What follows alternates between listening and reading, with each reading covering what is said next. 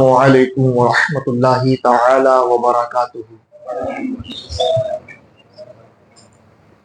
الحمد للہ العلی الاکبر والصلاة والسلام علی سید البشر شفیع الامم فی یوم المحشر وعلی آلہ واصحابہ السرج الغرر، اما بعد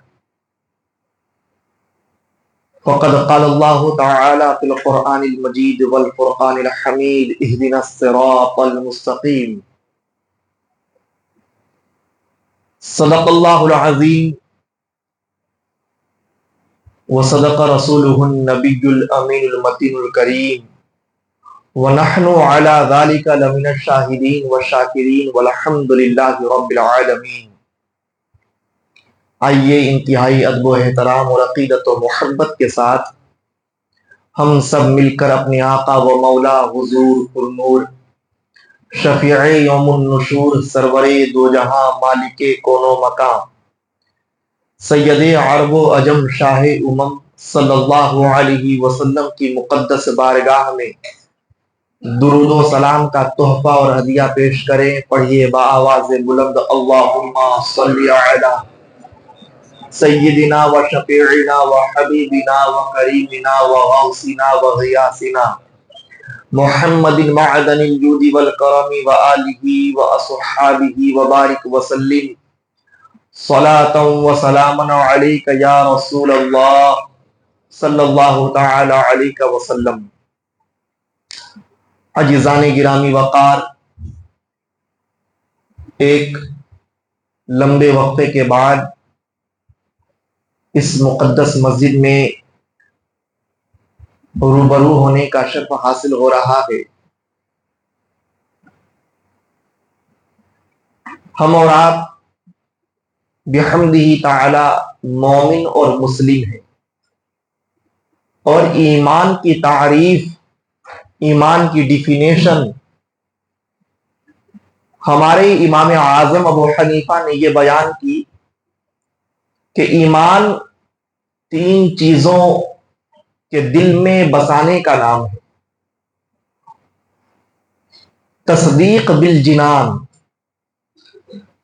یعنی جو کلمہ طیبہ ہم اور آپ پڑھتے ہیں، لا الہ الا اللہ محمد رسول اللہ صلی اللہ علیہ وسلم، پہلے اس کی سچی تصدیق دل میں کرے، اسے سچے طور پر دل میں قبول کرے کہ ہاں کوئی معبود نہیں مگر اللہ، کوئی قابل عبادت نہیں مگر اللہ، پرستش کے کوئی لائق نہیں مگر اللہ، پوجا کسی کی نہیں کی جا سکتی مگر اللہ کی، اور ہمارے اور آپ کے آقا محمد صلی اللہ علیہ وسلم اللہ کے رسول ہیں۔ اسے دل میں قبول کرے، دل میں اس کو سچا جانے اور اس کی تصدیق کرے، اس کے بعد زبان سے اقرار کرے، اور جب دل میں تصدیق ہو جائے اور زبان سے اقرار ہو جائے تو اس کے بعد اس کلمہ طیبہ کی وجہ سے ایک مومن اور مسلم پر جو ارکان ہیں ان ارکان پر عمل کرے، یعنی نماز پڑھے، روزے رکھے، حج کرے، زکوٰۃ دے، اخلاق حسنہ کو اپنے اندر رچانے اور بسانے کی کوشش کرے۔ تو ایمان نام ہے تصدیق بالجنان کا، یعنی دل سے لا الہ الا اللہ کو قبول کرنا اور محمد رسول اللہ صلی اللہ علیہ وسلم کو سچا جاننا۔ اسلام کے اندر ایمان کی شروعات ہو رہی ہے دل کے تصدیق سے، دل کے ارادے سے، دل کے سچا جاننے سے۔ مطلب یہ ہوا کہ دل کا ارادہ، دل کا خیال، دل کے اندر آنے والے زبردست تصدیق کا نام ایمان ہے، اور جس شخص کے اندر دل میں تصدیق نہ ہو وہ ایمان سے خالی ہے۔ اسی لیے ایک مومن کو حکم دیا گیا کہ تم اپنے عمل سے پہلے اپنے قلب اور اپنے ارادے اور اپنی نیت کو صحیح کرو۔ میرے آقا نے ارشاد فرمایا کہ انسان کے جسم میں گوشت کا ایک ٹکڑا ہے، اگر وہ صحیح رہے تو پورا جسم صحیح رہے گا، اور اگر وہ خراب ہو جائے تو پورا جسم خراب ہو جائے گا۔ صحابہ نے کہا یا رسول اللہ وہ کون سا ٹکڑا ہے؟ میرے آقا نے ارشاد فرمایا وہ دل ہے۔ اگر دل ہمارا تندرست ہو، دل ہمارا صحیح ہو، دل کے ارادے ہمارے بہتر ہو، تو رب تعالیٰ کے محبوب کے ارشاد کے مطابق ہمارے تمام اعضاء بہتر ہوں گے اور ہمارا ہر عمل درست ہوگا۔ دل کو پکا اور ستھرا کرنا یہ ایک مومن پر فرض ہے۔ اسی لیے میرے آقا نے ارشاد فرمایا انما الاعمال بالنیات، کہ انسان جو کچھ عمل کرتا ہے ان تمام اعمال کے قبول اور قبول نہ ہونے کا مدار ارادے پر ہے، دل کے ارادے پر ہے، نیت پر ہے۔ اگر ہماری نیت صحیح ہے، ہمارا ارادہ درست ہے، ہماری دل میں آنے والے ہمارے خیالات بہتر ہیں، تو ہمارے تمام اعمال صالحہ مقبول ہیں، اور اگر ہمارے دل کا ارادہ درست نہیں ہے تو ہمارا کوئی عمل مقبول نہیں۔ دل کے ارادے کو بہتر بنانے پر میرے آقا نے زور دیا، اور پھر میرے آقا نے ایک مقام پر یہ بھی ارشاد فرمایا انما لکل امرئ ما نوی، ہر شخص کو اس کی نیت کا فائدہ ملے گا، اس کے ارادے کا فائدہ ملے گا۔ ہم نماز پڑھ رہے ہیں لیکن ارادہ ہمارا یہ نہیں کہ رب تعالیٰ کی بندگی کریں، خدا کو خوش کریں، خدا کی رضا حاصل کریں، پروردگار عالم کی محبت و خوشنودی مل جائے، بلکہ ارادہ یہ ہے کہ ہمیں دیکھ کر لوگ نمازی کہیں، ہمیں دیکھ کر کے لوگ مصلی پر کھڑا ہونے والا کہیں، ہمیں دیکھ کر کے لوگ بہتر متقی پرہیزگار جانیں۔ دل میں رب کو راضی کرنا مقصود نہ ہو، بلکہ دل میں دنیا کے خیالات آ گئے ہوں، تو میرے آقا صلی اللہ علیہ وسلم ارشاد فرماتے ہیں اگرچہ ظاہری طور پر نظر یہ آ رہا ہے کہ وہ نماز پڑھ رہا ہے، لیکن اس کی یہ نماز مقبول نہیں ہے، اس کے یہ عبادت مقبول نہیں ہے، اس کے یہ نیک افعال مقبول نہیں ہے، اس لیے کہ ہر عمل کا مدار ہے نیت پر، اور ہر شخص کو اس کی نیت کا فائدہ ملے گا۔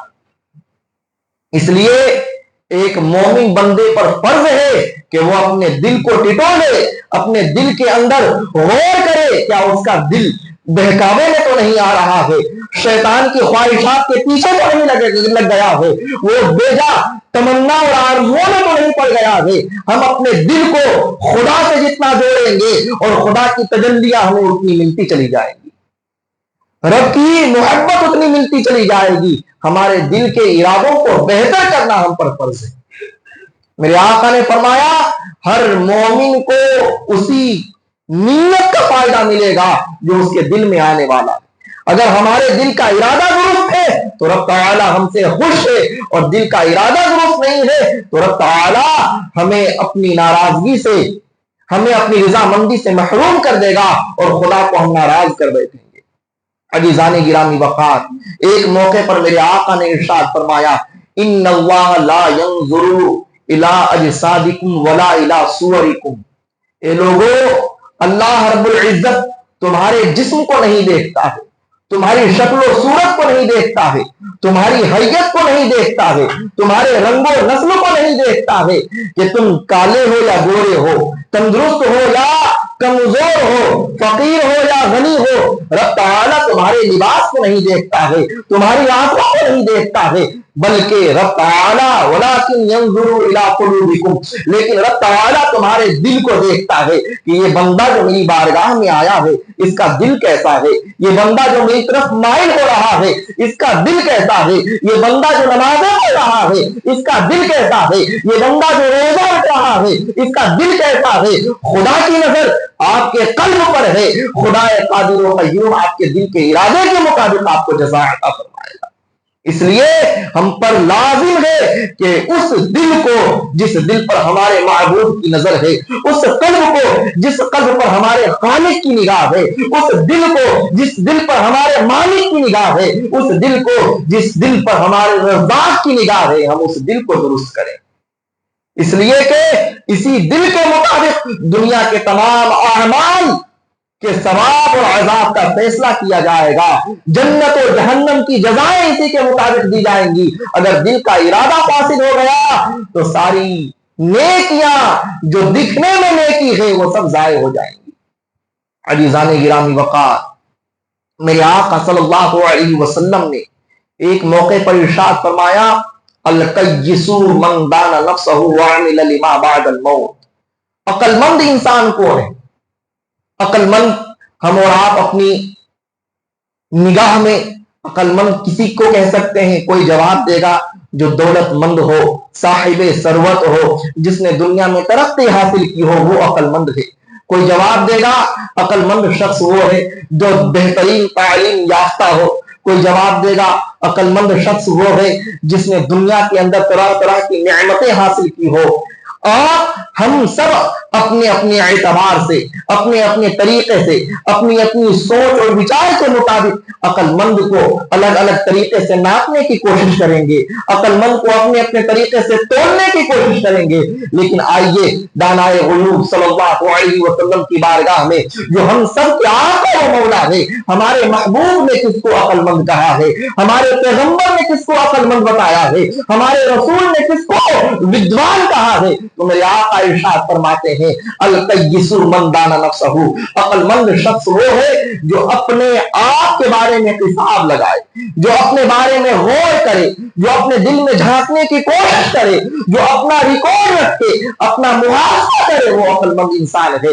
یعنی میرے آقا نے فرمایا عقل مند وہ ہوگا جس کی نظر اس کے دل پر ہوگی، عقل مند وہ ہوگا جو اپنے دل کے بارے میں سوچے گا کیا میں نے صبح میں کوئی ایسی خطا تو نہیں کی جس سے ہمارا رب ناراض ہو گیا، دوپہر میں ہم نے کوئی ایسی غلطی تو نہیں کی جس سے ہمارا پروردگار ناراض ہو گیا، شام کے وقت میں ہم نے کوئی ایسی خطا تو نہیں کی جس سے ہمارا خالق ناراض ہو گیا۔ عقل مند انسان وہ ہے جو اپنے آپ کے بارے میں غور کرے، اپنا محاسبہ کرے، اپنے دل میں جھانکنے کی کوشش کرے۔ اور جو انسان اپنے دل میں جھانکنے کی کوشش نہیں کرتا ہے، اپنے بارے میں غور و فکر نہیں کرتا ہے، اپنا محاسبہ نہیں کرتا ہے، وہ انسان عقل مند نہیں ہے۔ میرے آقا نے فرمایا عقل مند جو ہوگا وہ اپنے بارے میں غور کرے گا، وَعَمِلَ لِمَا بَعْدَ الْمَوْتِ، اور مرنے کے بعد جو حالات پیش آنے والے ہیں اس کے لیے وہ کوشش کرے گا، اس کے لیے وہ عمل کرے گا۔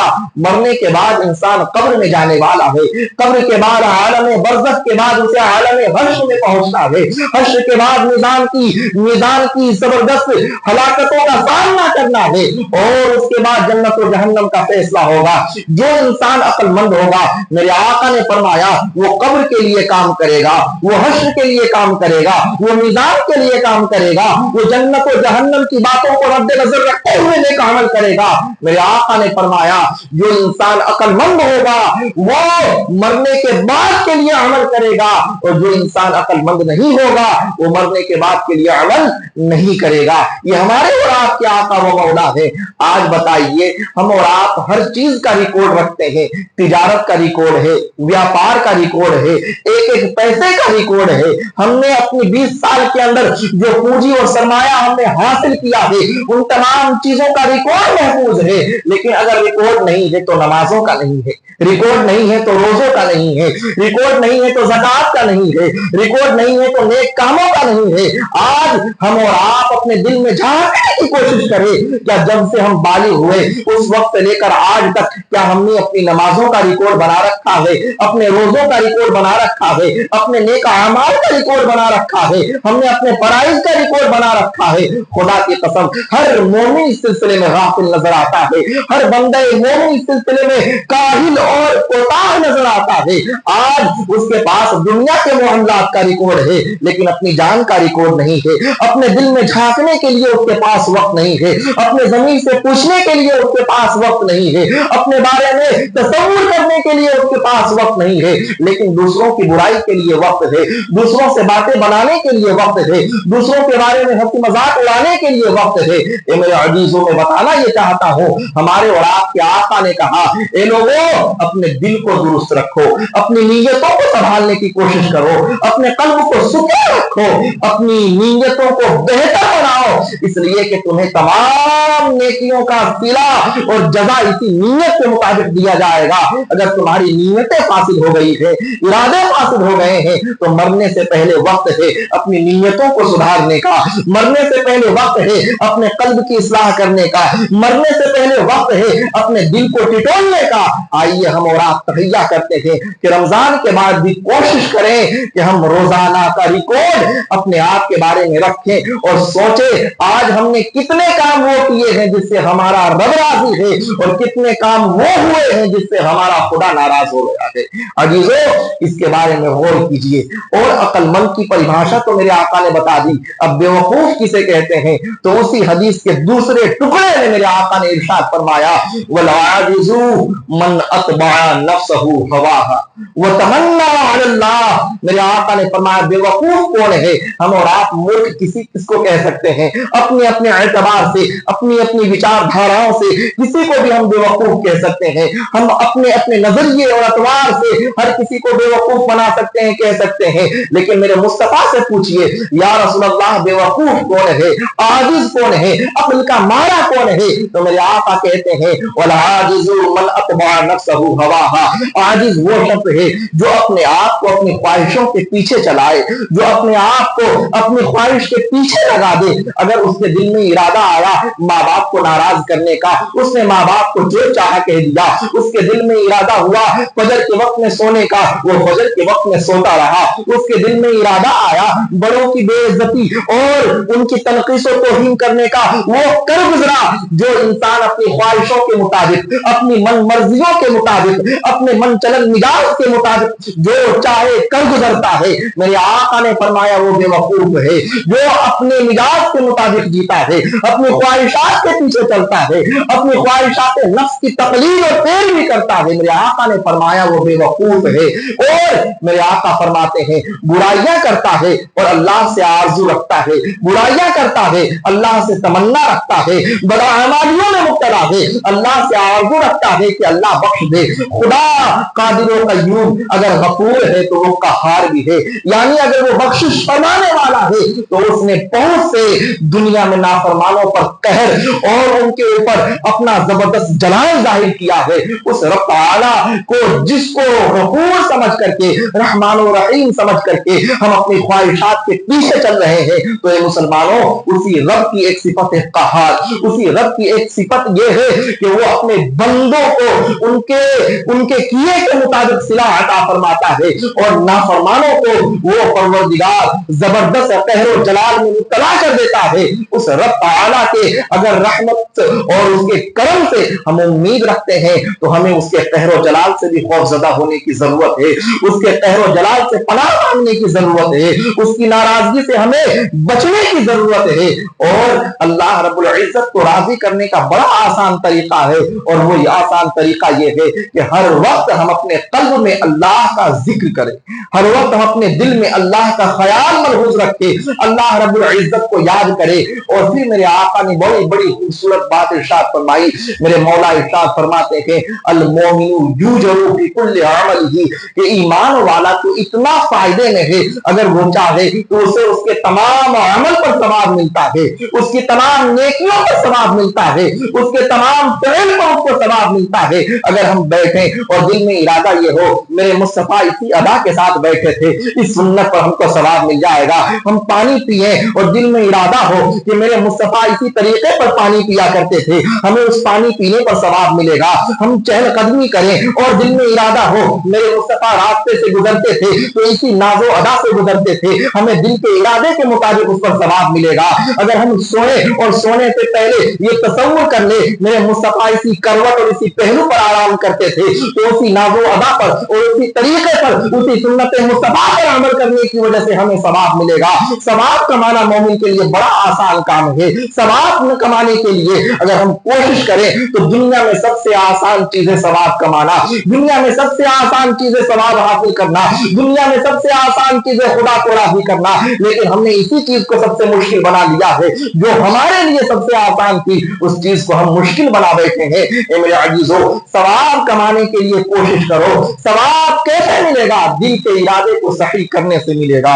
अल मोमिनु युजरू फी कुल्ली अमलिही, मेरे आका ने फरमाया मुसलमान चाहे तो हर अमल पर उसको सवाब मिल सकता है। और फिर मेरे आका इरशाद फरमाते हत्ता फिल लुक़मती यरफ़उहा इला फी इमरातिही, यहां तक تک کہ ایمان والا بندہ وہ لقمہ جو اپنی بیوی کے منہ میں محبت کے ساتھ ڈالتا ہے اس لقمے پر بھی اس کو ثواب ملتا ہے. اس وجہ سے ثواب ملتا ہے کہ میرے آقا نے حکم دیا اپنے اہل و عیال کا خیال رکھو. اگر ہم دل میں یہ ارادہ رکھیں اے میرے مولا آپ کی سنت مبارکہ ہے اپنی ازواج اپنے اہل و عیال کے ساتھ میں بہتر برتاؤ کرنے کا, میں نے آپ کی اسی سنت پر عمل کیا ہے, دل میں یہ ارادہ آیا, اس ارادے پر بھی ثواب ملے گا. کتنا آسان ہے ثواب حاصل کرنا, کتنا آسان ہے ثواب کمانا, لیکن اس کام کو ہم مشکل بناتے چلے جا رہے ہیں. اور مشکل اس وجہ سے بن گئی کہ ہم نے اپنے دلوں کو فاسد خیالات سے جوڑ دیا ہے, اپنے دلوں کو برائیوں کے اندر ڈال دیا ہے,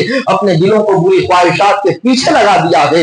اور ایک بہت خوبصورت قول مجھے یاد آ رہا ہے حضرت رابعہ بصریہ رضی اللہ عنہا کا. وہ تو بڑی تقیہ صالحہ نقیہ تھی, ان کی ولایت و کرامت کا تو اقرار بڑے بڑے صلحاء شہداء نے کیا ہے. حضرت رابعہ بصریہ جو خدا کی ایک ایسی نیک بندی ہے جو ہمہ وقت رب تعالیٰ کو راضی کرنے کی فکر میں رہتی ہے, ہر لمحہ خدا کو راضی کرنے کے لیے غور کرتی رہتی ہے. وہ حضرت رابعہ بصریہ کہتی ہے اے میرے پروردگار اگر میں تیری عبادت اس نیت سے کروں, اس ارادے سے کروں کہ تو مجھے جنت بخش دینا, تو اے میرے مولا میں تیری بارگاہ میں گزارش کر رہی ہوں کہ تو مجھے جنت سے محروم کر دینا. اور اگر اے میرے پروردگار میں تیرے عذاب میں تیرے حرام کاموں سے, تیرے حرام کردہ چیزوں سے, اور جن چیزوں کو تیرے حرام فرمایا ہے ان چیزوں سے اس لیے بچوں کہ تو مجھے جنت عطا کرنا, تو اے میرے پروردگار تو مجھے جنت سے محروم کر دینا. اور اگر میں برائیوں تو اس لیے کروں کہ میں عذاب نار سے دوچار ہو جاؤں, میں عذاب نار میں پڑ جاؤں, تو میرے پروردگار مجھے عذاب نار میں ڈال دینا, اس لیے کہ مجھے جنت کی تمنا اور جہنم کا خوف نہیں ہے, مجھے تو صرف تیری رضا اور ناراضگی پیش نظر ہے. تو مجھ سے راضی ہو جائے یہ تمنا ہے, اور تو مجھ سے ناراض ہو جائے اس چیز کا خوف ہے. اے میرے پروردگار میں جنت کی تمنا میں عبادت نہیں کرتی ہوں یا جہنم کے خوف کی وجہ سے گناہوں سے نہیں بچتی ہوں, بلکہ میں بچتی گناہوں سے اس لیے ہوں کہ راضی کرنا تجھے ہوتا ہے, اور عبادت اس لیے کرتی ہوں کہ راضی کرنا تجھے مقصود ہے. اے میرے عزیزو میں بتانا یہ چاہتا ہوں ثواب کمانا بڑا آسان ہے, اس ثواب کمانے پر توجہ دیجئے اور دل کے ارادوں کو بہتر اور نیک بنائیے, اسی نیک ارادے کے مطابق آپ کو ثواب ملے گا. وما علینا الا البلاغ المبین. السلام علیکم ورحمۃ اللہ تعالی وبرکاتہ.